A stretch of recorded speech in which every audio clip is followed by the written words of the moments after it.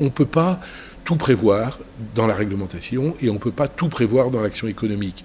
Et on ne peut pas arrêter de faire parce qu'on se dit je ne sais pas si je suis dans la limite ou pas dans la limite. Quand il s'agit d'une économie numérique complètement nouvelle, que ni les procureurs, ni les magistrats qui jugent n'ont jamais utilisé même. Je pense qu'il faut que l'ensemble de la société, ceux qui poursuivent, ceux qui jugent, ceux qui défendent et ceux qui attaquent, regardent ces sujets. Et c'est le rôle du gouvernement qui serait plus inspiré de mettre en place ce genre de politique, de se mettre autour d'une table et puis on discute et on trouve des solutions.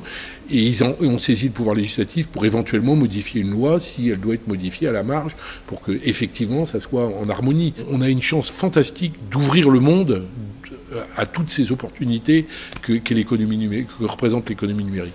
Si on ne se précipite pas là-dessus, ben on est fou parce qu'on va casser des enthousiasmes, on va faire fuir les gens ailleurs parce que ailleurs ces problèmes ne se posent pas. Moi qui vis en milieu rural, je suis sûr que on aurait un système comme ça dans l'économie rurale, ça serait très malin parce que après tout, j'ai 300 personnes dans ma banque alimentaire qui n'ont pas de bagnole ou qui ont des bagnoles qui ne peuvent pas faire 3 km sans tomber en panne parce qu'ils n'ont pas un rond pour la faire réparer.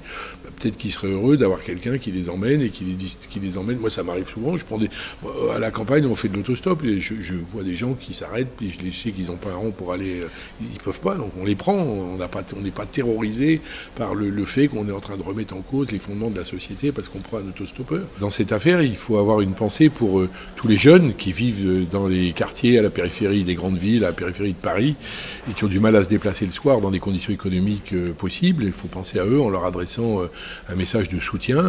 Moi, je suis plutôt avec eux sur ce débat-là parce qu'ils vont être pénalisés alors qu'ils y sont pour rien.